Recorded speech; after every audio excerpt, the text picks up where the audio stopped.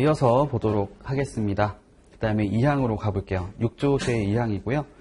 세관장은 1항에 따라 관세 등의 일괄납부 업체를 지정하려면 일괄납부할 수 있는 세액의 한도를 정하여야 한다라고 되어 있습니다.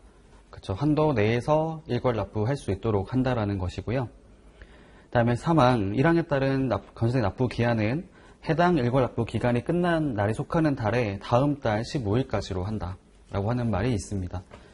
앞서 말씀드렸던 것처럼 이걸 보실 때는 관세법상 월별납부를 하는 거랑 비교해서 보시면 좋은데, 관세법상 월별납부에서는 납부 기한을 해당 월의 말일까지로 하는 게 있었어요. 그래서 매달 말까지 납부를 하는 거였죠. 근데 일괄납부에서는 그렇게 하고 있지 않고요. 해당 기간 동안 산정된 금액들을 그 다음 달 15일까지 납부하게 하고 있습니다. 요거는 그걸 같이 염두에 두고 보시면 좋을 것 같아요. 관세법에 가서 보시면은 납부 고지를 받은 경우에는 납부 고지를 수령한 날부터 15일까지라고 나온 게 있었거든요. 이것도 그렇게 정리하시면 좋겠습니다.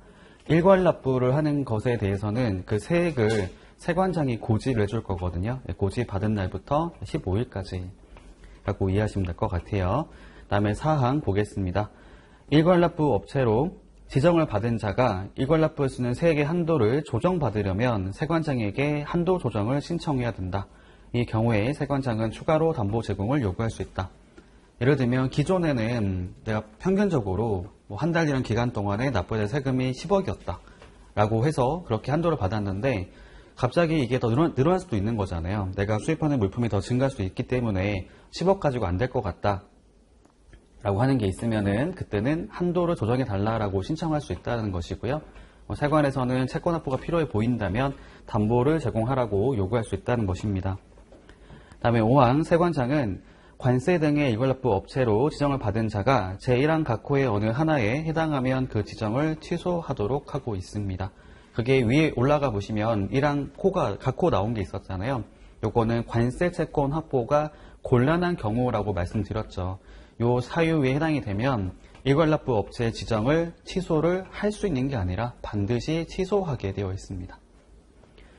6항 볼게요. 세관장은 5항에 따라 지정 취소를 받은 자가 관세 등을 완납하거나 8조 1항에 따라 직권 정산이 완료된 후 다시 관세 등의 일괄납부 업체로 지정 신청하는 경우에는 제1항 후단에 따라 담보 제공을 요구할 수 있다.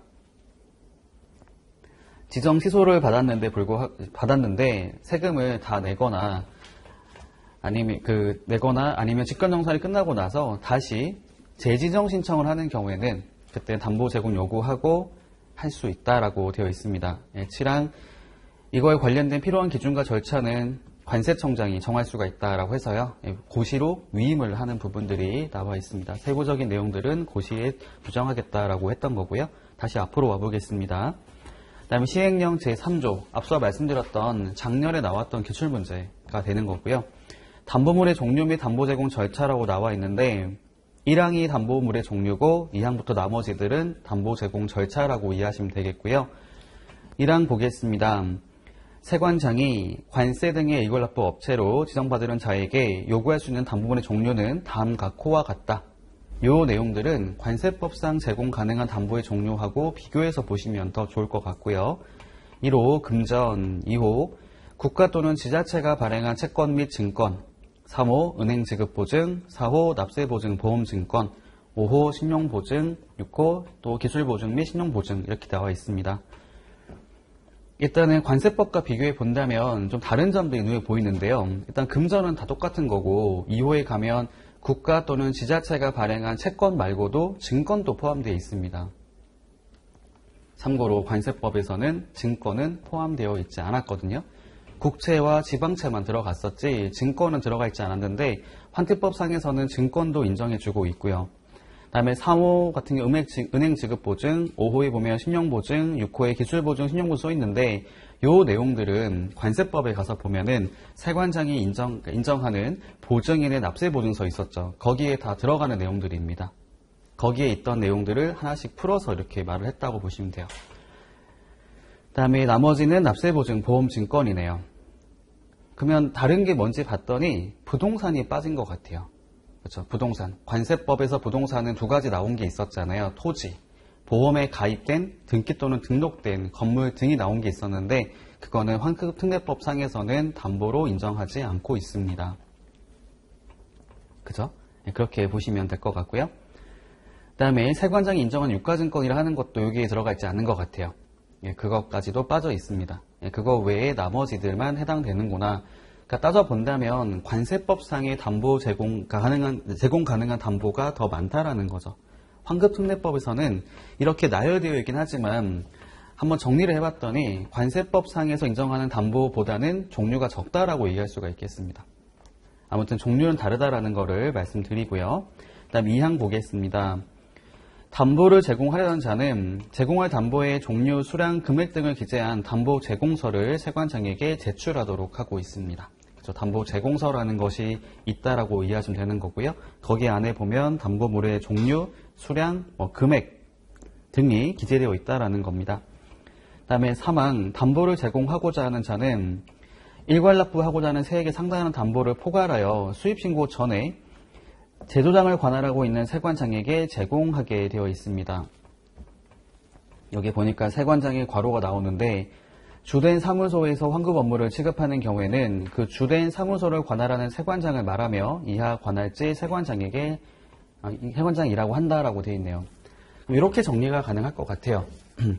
일단은 담보를 낼 때는 이 관할지 세관에게 낸다는 것입니다. 관할지 세관에다가.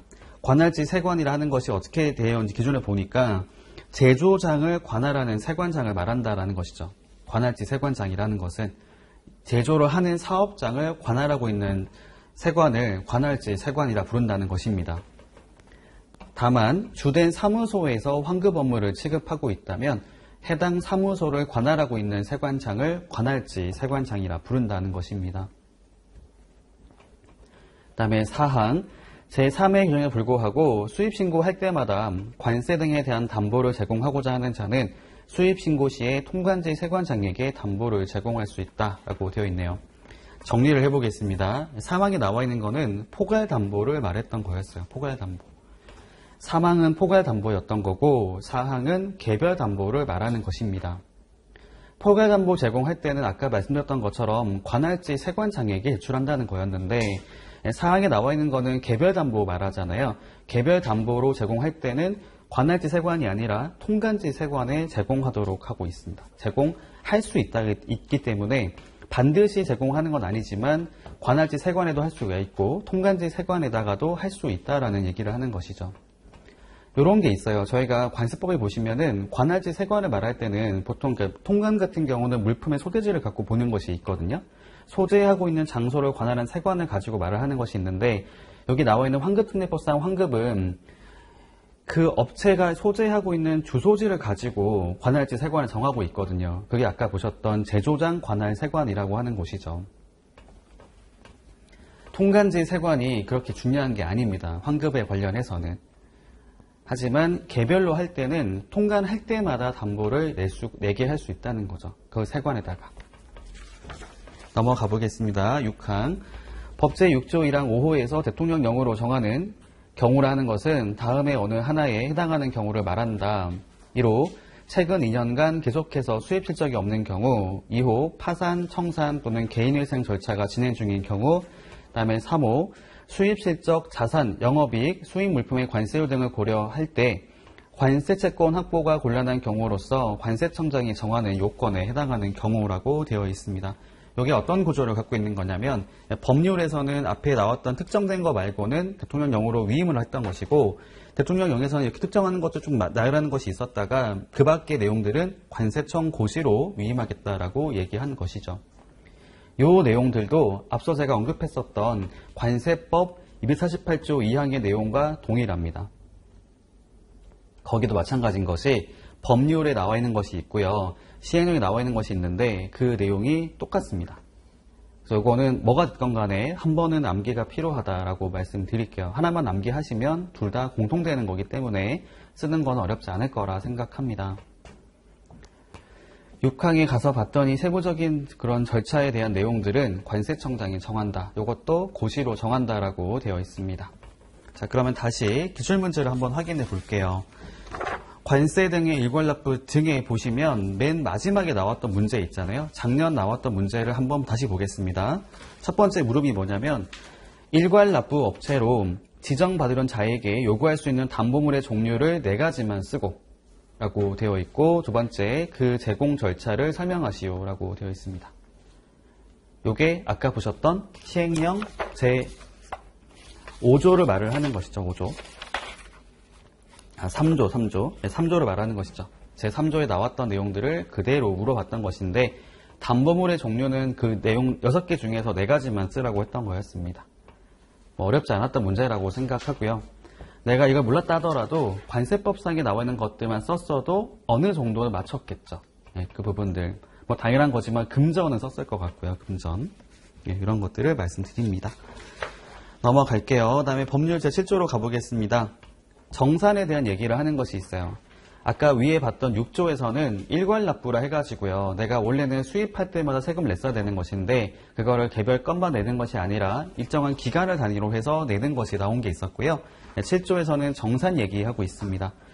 이랑 세관장은 대통령령으로 정하는 바에 따라 일괄납부 업체가 일괄납부해야 되는 관세 등과 16조 사망에 따라 지급이 보류된 환급금을 정산하고 대통령령으로 정하는 날까지 일괄납부 업체의 정산 결과를 통지하여야 한다라고 되어 있습니다. 그러니까 정산을 하는 게 나오는데, 정산이라고 하는 것들은 채권과 채무를 상계하는 것이거든요. 세관 입장에서는 채권이라고 하는 것은 세금이죠, 세금. 이 세금이랑 채무라고 하는 것들은 지급해줘야 되는 환급금이 될 텐데 두 가지를 정산한다고 나와 있어요. 정산한다. 2항 보겠습니다. 세관장은 정산 결과 징수해야 될 관세 등이 있는 경우에는 1항에 따른 통지 기한까지 관세법 39조 3항에 따라 납세 고지를 하여야 한다. 여기서도 용어가 바뀌어 있지 않은데요. 납세 고지를 하는 표현이 지금 바뀌어져 있거든요. 지금은 납부 고지라는 말을 쓰고 있어요. 사실 의미는 같은 건데요. 용어는 좀 변경됐습니다. 환티법상에서는 예전 용어를 그대로 쓰고 있거든요. 납세 고지를 해야 된다라고 되어 있어요. 그 다음에 3항 2항에 따른 납세 고지를 받은 일괄납부 업체는 일괄납부 기간이 끝나는 날이 속하는 달에 다음 달 15일까지 관세 등을 납부하도록 하고 있습니다. 납부 기한을 말하고 있고요. 그 다음에 4항 세관장은 정산 결과 지급해야 될 환급금이 있는 경우에는 16조 1항과 4항에 따라 해당 금액을 즉시 지급하게 되어 있습니다. 그 다음에 5항 세관장은 정산 통지를 한 후에 정산 금액이 과부족이 있는 것을 알았을 때에는 이를 경정할 수 있다라고 되어 있어요. 경정이라고 하는 것은 고쳐서 바르게 한다는 것이거든요. 다시 확정할 수 있다라는 겁니다. 다시 확정한다. 이미 확정된 세액을 다시 확정하는 것을 저는 경정이라고 말을 쓰죠. 바꿔서 다시 확정할 수 있다라고 되어 있습니다. 이렇게 얘기할 수 있겠네요.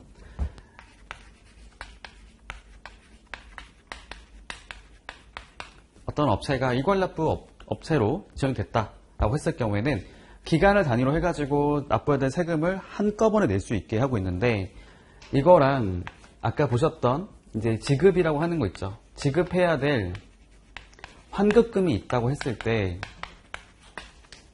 요 두 가지를 이제 더하기 빼기를 하는 거죠. 빼기를 해가지고 여기서 이걸 빼가지고 그 결과에 따라서 이렇게 나눠지게 됩니다.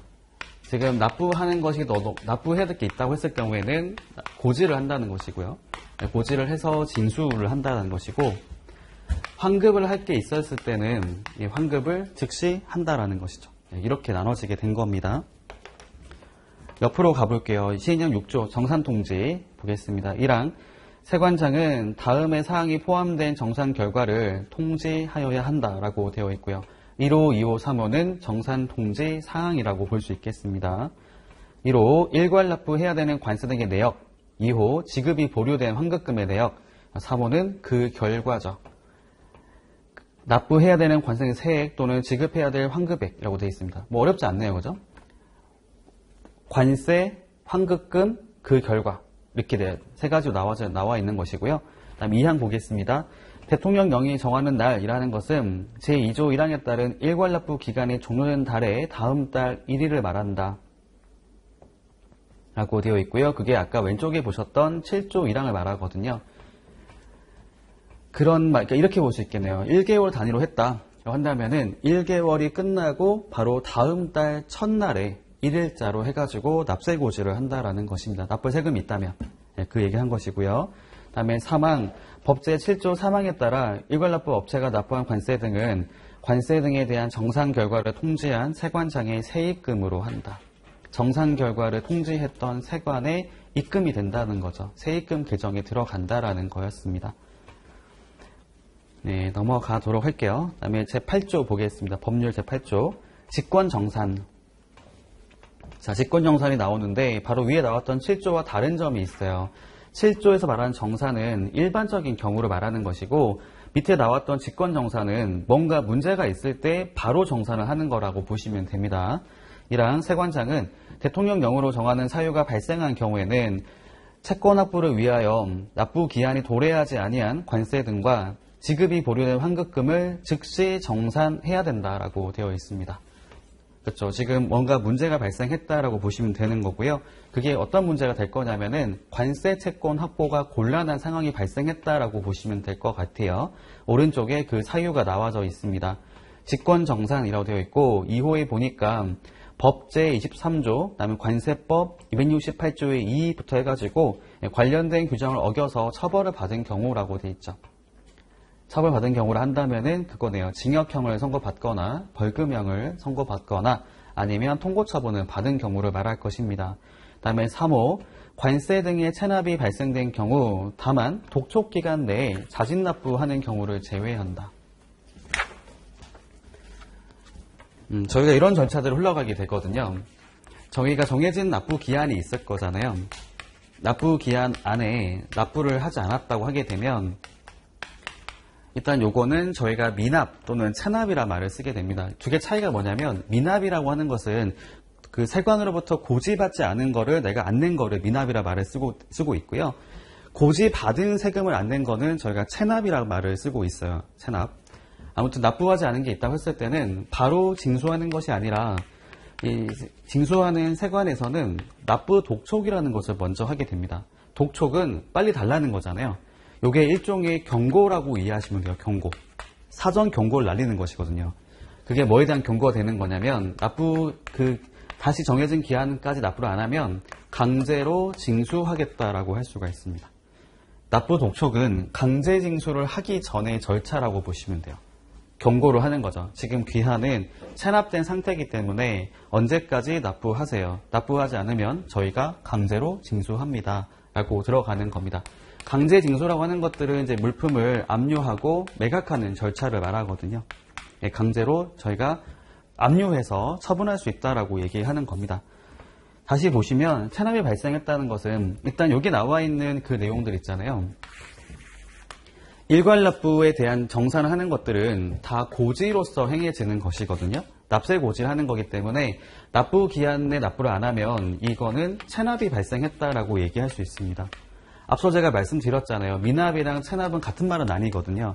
미납이라는 거는 내가 자발적으로 신고했던 거에 대한 납부 기한을 지키지 않았을 때 어떤 게 될 수 있는 거냐면 관세법상 납세신고가 원칙이잖아요. 납세신고하게 되면 수리부터 15일까지 납부를 해야 되는데 그때까지 납부를 안 하면 미납인 상태가 되는 겁니다. 하지만 세관으로부터 고지를 받은 게 있을 수 있잖아요. 납부 고지를 받은 게 있다면 그때까지 안 내면 미납이 아니라 체납이 되는 거예요. 체납. 두 가지 차이가 있거든요. 체납은 세관장이 고지, 행정기관이 고지했던 거를 납부기한까지 안 냈을 때를 말하는 것입니다. 얘는 일괄납부는 아까 보신 것처럼 납세고지를 하기 때문에 얘는 체납된 상태라고 볼 수가 있거든요. 체납이 됐는데 체납된 상태로 바로 징수하는 것이 아니라 세관에서는 납부 독촉을 한다는 거죠. 경고를 하는 것인데 독촉했던 기간 안에 납부했다면 제외한다라고 나왔던 거예요. 체납이 발생했다 하더라도 납부 독촉 기간 내에 납부하면 해당되지 않는다라고 말을 쓴 겁니다. 볼게요. 넘어가겠습니다. 다음에 4호 파산 선고, 어음 부도 등으로 인해서 관세 등의 채권 확보가 필요한 경우 5호 그 밖에 채권 확보 등을 위하여 필요하다고 인정하여 기재부령으로 따로 정하는 경우라고 나와져 있습니다. 이런 사유가 발생하면 세관 입장에서는 채권 확보가 필요하기 때문에 즉시 징수한다라고 말을 쓴 거예요. 즉시 정산하겠다라는 거죠. 다시 왼쪽에 와보세요. 와보시면 써 있잖아요. 1항에 보면 즉시 정산하여야 한다라고 되어 있잖아요. 즉시 정산한다. 그 말은 요게 환급금이 많았을 때는 그렇게 안 했을 거거든요. 반대로 말하면 세관에서 징수해야 될 금액이 더 높기 때문에 지금 바로 징수하겠다라고 나오는 거라 보시면 돼요. 옆에 가서 시행규칙 7조 보겠습니다. 직권정산. 아까 왼쪽에 봤었던 시행령 7조 1항 제5호를 말하는 것이거든요. 기재부령이 정하는 경우라는 것은 일괄납부 업체가 세관장에게 일괄납부의 적용 제외를 요청하는 경우를 말한다라고 되어 있습니다. 사실 요거는 좀 성격이 다른 거네요. 관세 채권 확보가 곤란한 경우라고 보기는 어려울 수가 있지만 일괄납부 업체가 제가 지금 조금 이게 어려운 것 같습니다. 그러니까 원래대로 할게요. 그냥 개별로 납부하고 환급 받는 걸로 하겠습니다 라고 요청했을 때를 말하는 것이거든요. 물론 그 상황이 발생했다는 거는 이 업체가 부담이 되는 게 있었을 것 같아요. 한꺼번에 많은 돈을 내는 것이 부담스럽기 때문에 요거를 그냥 개별로 할게요 라고 할 수도 있거든요. 왜냐하면 다르게 말을 하면 내는 것도 같이 모아서 내는 거지만 환급도 바로 받는 게 아니거든요. 그렇죠? 환급 같은 경우도 지급 보류가 된 상태로 있는 거잖아요. 정산하고 차익만 받는 거죠. 그렇기 때문에 내가 지금 당장 돈이 필요할 수도 있잖아요. 환급액이 필요할 수가 있는데 보류된 상태로 있을 거기 때문에 이런 경우라면 그냥 저는 개별로 할게요 라고 얘기할 수도 있겠죠. 물론 납부하는 것은 부담이 되겠지만 환급에 대한 것도 보류가 되기 때문에 그거보다는 지금 저희가 당장은 납부하는 것보다는 환급이 더 클 것 같으니까 그냥 제가 개별로 할게요 라고 하는 형태로 갈 수 있는 거죠. 다시 왼쪽에 가보겠습니다. 다음 8조 2항 볼게요. 세관장은 직권 정산한 결과 지급해야 될 환급금이 있는 경우에는 즉시 제16조에 따라 환급금을 지급하도록 하고 있습니다. 물론 그렇긴 되긴 하겠지만 일반적으로는 납부해야 될 세금이 더 많을 것 같아요. 그러니까 즉시 정산하는 게 많겠죠. 3항으로 가보겠습니다. 직권 정산한 결과 징수해야 될 과정이 있는 경우에는 관세법 39조 3항에 따라 납세고지를 하도록 하고 있고 이 경우에 납세고지를 받은 자는 고지를 받은 날부터 10일 안에 납부할 의무가 있다라고 되어 있습니다. 저희가 주의할 게 있네요. 납부 기한이 다릅니다. 그네요? 아까 원래 일반적인 경우라면 15일이었는데 즉시 정산의 경우는 10일까지가 납부 기한이 되는 거였어요. 이런 거는 체크를 할 필요가 있는 거죠. 그래야지 조율을 할 수 있으니까. 4항으로 가보겠습니다. 세관장은 담보를 제공한 그 일괄납부 업체로서 납세고지를 받은 자가 관세 등을 납부하지 아니한 경우에는 담보물을 해당 관세 등에 충당하여야 한다라고 되어 있어요. 담보 충당에 대한 얘기하고 있습니다. 그 말은 바로 처분해버린다라는 것이죠. 매각을 한다든지 하는 방식을 얘기하고 있어요. 아니면 보증한 자에게 즉시 통보를 하는 거죠. 돈 달라고. 네, 그렇게 보시면 되겠고요. 옆에 가보겠습니다. 시행령 부분 2항 볼게요. 세관장은 1항의 사유가 발생하여 관세 등의 채권 확보를 위해서 납부기한에 도래하지 아니한 관세 등과 지급이 보류된 환급금을 즉시 정산하려는 경우에는 해당 업체의 그 사실을 통지하여야 한다. 직권정산 통지 의무가 있다라고 되어 있습니다. 직권정산하려면 반드시 통지를 해야 된다라고 나와 있죠. 여기까지가 저희 시험에 자주 나왔던 내용 중에 일부였습니다. 한번 확인해 보도록 할게요. 저희 기출문제 한번 보겠습니다. 아까 저희 보다 많은 게 있어가지고 일괄납부 등 다시 한번 볼게요. 두 번째 내용 보겠습니다. 일괄납부 제도의 그 괄호를 봤더니요. 의, 관세 환급액의 정산, 직권정산, 일괄납부의 제한 이렇게 들어가 있네요. 그쵸. 여기 나와 있는 것이 아까 저희 같이 봤었던 그 내용들을 하나씩 물어보는 거고요. 그다음 밑에 세 번째 문제를 봤더니 사후정산의 의의와 환급금 지급 보류 및 정산 통지에 대하여 설명하시오라는 게 있죠. 이것도 아까 보셨던 그 내용을 물어본 거였습니다. 네, 이렇게 말씀드리고 넘어가도록 할게요. 그 다음에 법률 제9조로 가보겠습니다. 관세 등의 환급. 이랑 세관장은 물품이 수출 등에 제공된 경우에는 대통령령으로 정하는 날부터 소급하여 2년 이내에 수입된 물품의 수출용 원재료에 대한 관세 등을 환급한다. 다만 수출 등이 제공하는 데 장기간 소요되는 물품으로서 대통령령으로 정하는 물품에 대하여 대통령령으로 정하는 불가피한 지연 사유가 있는 경우에는 소급하여 3년 이내에 수입된 해당 물품의 원재료에 대한 관세 등을 환급한다. 자, 이게 뭔지를 제가 설명을 드릴게요. 설명을 드리고 규정을 다시 한번 보도록 하겠습니다. 일단 이렇게 흘러가게 돼요. 환급특례법은 일단 처음에 수입하는 게 있어야 돼요. 기본적으로 어떤 물품을 수입하는 게 있었죠. 근데 그게 수출을 할 거에 대한 원재료라고 표현을 쓴 거고요. 수입하고 나면은 세금을 납부하게 됩니다. 기본적으로 관세 등을 납부하게 되는 것이 있을 거고요. 이걸 가지고 두 가지 케이스로 구분해 볼 수가 있겠는데, 국내에서 생산을 하는 방식 또는 그렇지 않고 나가는 방식이 있을 거고요. 이렇게 완성된 물품을 환급특례법상에 나와 있는 수출 등에 제공을 하면 그에 따라서 관세 등의 환급을 받을 수가 있습니다. 이거 흐름 이해하는데 어렵지 않으시죠?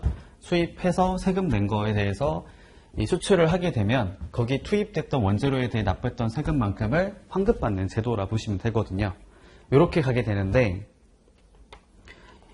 지금 말하고 싶은 게 뭐냐면은 수출 등에 제공된 날부터 요게 이행한 날짜라 말을 쓰게 되는데요. 요 날부터 소급해서 2년 내에 수입된 원재료만 관세 등을 환급해 주겠다라고 말을 쓴 겁니다. 그러니까 쉽게 말씀드리면 내가 수입을 했는데 수출할 때까지 한 3년이 걸렸다 라고 가정해 볼게요. 이렇게 걸렸어요. 얘는 환급이 안 된다는 겁니다. 쉽게 말씀드리면 내가 수입했던 그 물품에 대해서는 수출을 할 때까지 2년이 넘으면 안 된다는 거죠. 2년 이내인 경우에만 환급을 해준다는 것입니다. 이해되세요? 이게 쉽게 말하면 2년인데 정확하게 말씀드리면 조금 다른 게 있긴 해요. 뭐라고 되어 있냐면 이행일이 속하는 달의 말일로 기산을 하거든요. 이때부터 소급해서 2년 내에 수입이 이루어져야 합니다. 그 말은 2년이 채 되지 않는다라는 거죠. 2년보다는 조금 더 적다는 거예요. 기간이 짧다는 겁니다. 한번 가정해 볼까요? 제가 수출신고 수리를 하는 게 있다 가정해 볼게요. 수출신고 수리 일자가 24년도 7월 20일로 가정해 보도록 할게요. 그러면 이때부터 소급해서 2년으로 가는 게 아니라 7월의 말일이죠. 7월 30일자부터 계산해가지고 소급해서 2년으로 가는 것이거든요. 그 말은 22년도 7월 31일자 아니겠다. 8월 1일로 잡을게요. 22년도 8월 1일 이후로 수입된 자재만 관세 환급을 받는다라는 것입니다. 이거 이해되시나요? 다시 말씀드릴게요. 기본 개념이 뭐냐면 수입했던 물품이 수출 등에 제공하면 관세를 환급해 주겠다라고 얘기하는 것인데, 이거에 대한 기간 제한이 있다는 거예요. 수입을 하고 나서 수출 등을 할 때까지 장기간에 소요되면 안 된다는 것입니다. 이게 일단 기본 원칙은 2년이라고 말을 쓴 거거든요. 2년 넘게 가지고 있다가, 그러니까 국내에서 이걸 생산하고 이렇게 하고 있다가 나중에 수출하게 되면 요건 인정 안 해주겠다고 한 거거든요. 여기서 여기까지 가는데 기본 원칙이 2년이 넘으면 안 된다는 것입니다. 근데 정확하게 말씀드리면 이 기산일자라고 하는 것들이 이거 이행한 날짜를 말하는 게 아니라 이행일이 속하는 달의 말일이거든요. 7월 20일자로 내가 수출을 한 게 있다더라도 이때부터 하는 것이 아니라 이 달의 말일인 7월 31일부터 소급해서 2년이에요. 그러니까 22년도 8월 1일 이후로 수입된 자재에 대해서만 관세 환급을 해준다라는 것입니다. 요거를 좀 더 쉽게 말씀드려 본다면, 자, 예를 들면은 22년도 7월 21일자로 수입한 게 있었어요. 얘랑 2년 차이 안 나잖아요. 딱 2년 걸쳐 있잖아요. 얘 환급 안 된다는 겁니다. 안 된다는 거예요. 안 되고 8월 1일 이후로 수입된 것만 환급을 해준다라는 것이죠. 요걸 주의할 필요가 있거든요. 다시 한번 확인해 보겠습니다. 뭐라고 되어 있냐면 법률에서는 대통령령으로 정하는 날부터 소급하여 2년이거든요. 요게 바로 기산일자가 되는 거죠. 그게 오른쪽에 나와 있는데 그 시행령 구조에 보면 그 기준일자가 나와 있어요. 대통령령으로 정하는 날이라 하는 것은 다음과 코의 어느 하나에 해당하는 날이 속하는 달의 말일을 말한다 돼 있잖아요. 말일. 그 날짜가 아니라 그 달의 말일이죠. 거기 보면 1호, 법제 4조 1호에 따른 수출입니다. 이게 뭐냐면 관세법상 수출을 말하죠. 그거는 수출신고 수리일자라고 돼 있어요. 그다음에 2호 같은 경우는 나머지를 말하거든요. 아까 보셨던 환급 대상 수출 등 중에서 관세법상 수출 제외가 나머지 있었잖아요. 판매, 공사, 공급 기억나시죠? 그거에 대해서는 해당 수출, 판매, 공사 또는 공급을 완료한 날이라고 되어 있습니다. 여기 보니까 수출이란 말이 있잖아요. 얘는 어디에 적용되는 거냐면 법제 4조 중에서 4호를 말을 하는 거겠죠. 거기 가면 원양어선에 무상으로 공급하기 위해서, 그렇죠? 공급하는 게 나왔잖아요. 무상으로 공급하기 위해서 반출하는 물품이 나온 게 있었거든요. 그거를 보내려면 수출 신고해야 될 거 아니에요. 그거 얘기했던 거예요, 수출. 나머지는 판매, 공사, 그다음 공급이죠. 공급은 보세구역 또는 자유무역 지역 입주 기업체에 대한 공급이잖아요. 그걸 이행한 날짜를 말을 하는 것입니다. 이해되죠? 이행한 날짜를 갖고 말을 하는 것인데 주의할 게 뭐냐면 기산 일자가 이행 일자가 아니라는 것이죠. 이행일이 속하는 달의 말일로 되어 있어요. 요거 때문에 다들 힘들어 하거든요. 실무를 할 때도 업체가 잘 이해를 못해요. 제가 설명할 때도 2년이라고 말을 하면 이해가 잘 되는데 2년이 안 된다고 말을 하면 이해를 못하는 거예요. 그래서 어떻게 말을 하냐면 실무적으로는 23개월 이렇게 말했어요. 보통 23개월 내로 수입된 것만 가능합니다. 이렇게 말을 하거든요. 그러면은 문제가 안 생겨가지고 24개월 말을 쓰잖아요. 그러면은 제외되는 게 생기기 때문에 실무적으로도 문제가 발생할 수가 있어요. 막 따지거든요. 아니 2년 내로 수출하면 된다고 했는데 왜 안 되냐. 이렇게 말하기 때문에 실무적으로는 한 달을 빼버려요. 23개월 내로 수출하시면 됩니다. 이렇게 말을 하면 이해를 합니다. 네, 이게 이것 때문이거든요. 이것 때문에 그렇습니다. 수출신고 수리에 속하는 달의 말일부터 소급해서 2년이기 때문에 수입한 것과 수출한 것과의 그 기간 차이가 2년 딱 바로 직전이라 하더라도 안 된다는 거죠. 그거는 안 될 수 있다는 것입니다. 요 케이스 말씀드렸잖아요. 요 케이스. 다시 말씀드릴게요. 중요한 얘기니까 다시 말씀드릴게요. 요게 뭐냐면은, 자, 수입하고 나서 수출 등을 할 때까지 기간이 2년 넘으면 안 된다라는 게 원칙이에요. 2년. 근데 그게 딱 이 날짜 말하는 게 아니라 이행일 속하는 달의 말일로 되어 있어가지고 그 달의 말일부터 소급해서 2년 안에 수입이 됐어야 됩니다. 요걸 말해보면 24년 7월 20일자로 수출신고한 게 있었다. 수출한 게 있다. 가정해 봤을 때 요 날부터 2년이 아니라 이 달의 말일부터 소급해서 2년이기 때문에 22년도 8월 1일부터 수입된 자재에 대해서만 요건으로 환급이 가능하다라는 것이거든요. 그래서 22년도 7월 21일자로 수입한 게 있다고 했을 때 얘랑은 2년이 딱 2년 이내이기 때문에 문제가 없다고 생각할 수도 있겠지만 그게 아니라 얘가 지금 말하는 기준일자는 그 달의 말일이기 때문에 7월 31일부터 생각하면은 얘는 그 전이 되는 거기 때문에 환급 대상에 들어가지 않는다라는 것입니다. 요거 주의할 필요가 있거든요. 나중에 실무하실 때도 굉장히 많이 사용되는 것이 그 중에 하나이기 때문에 좀 잘 알고 계실 필요가 있겠어요.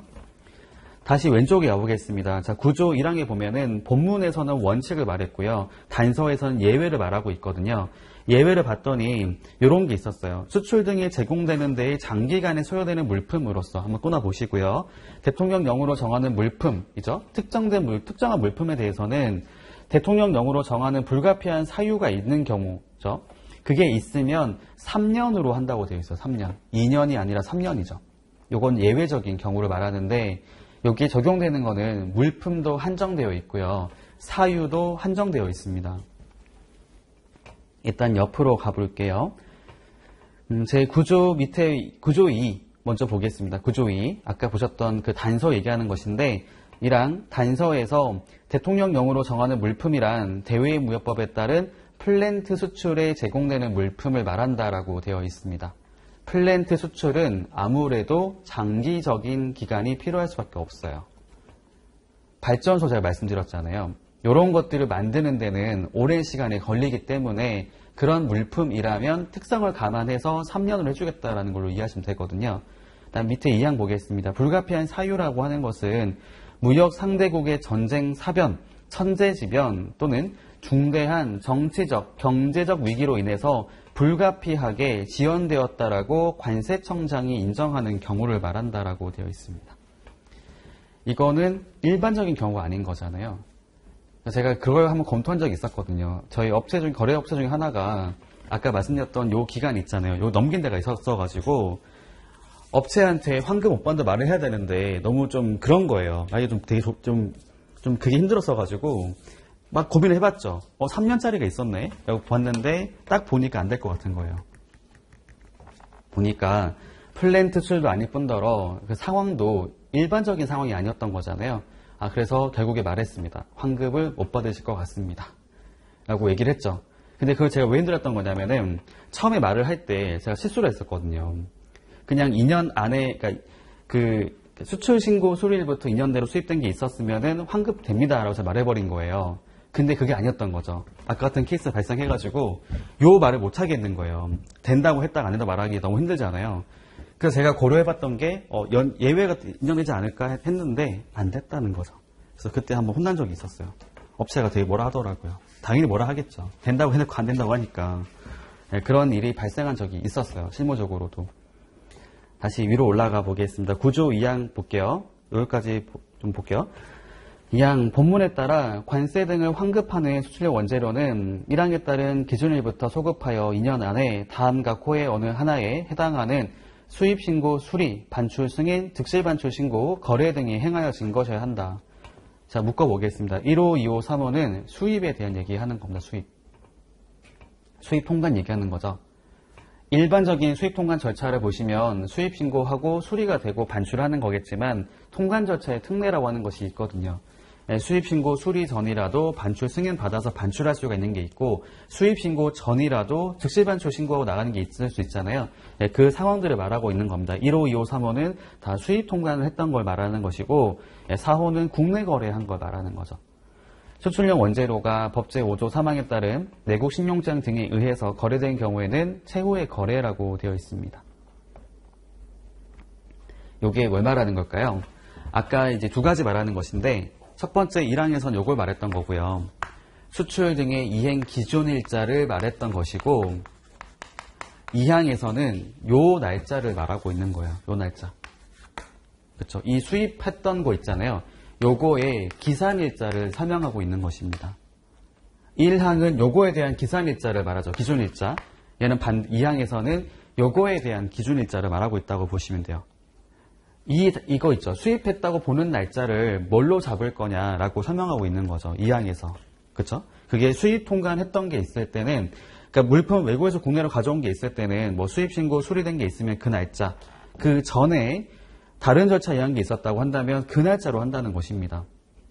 한번 가정해 볼게요. 저희가 수입신고 수리 전 반출 승인 받은 날짜가 섰을 때 그건 언제 하는 거냐면 수입신고하고 나서 세관에서 심사를 하는데 장기간 소요되기 때문에 이게 기다리고 하는 게 어려워가지고 수입신고 수리 전에 반출을 먼저 하겠다고 한 거거든요.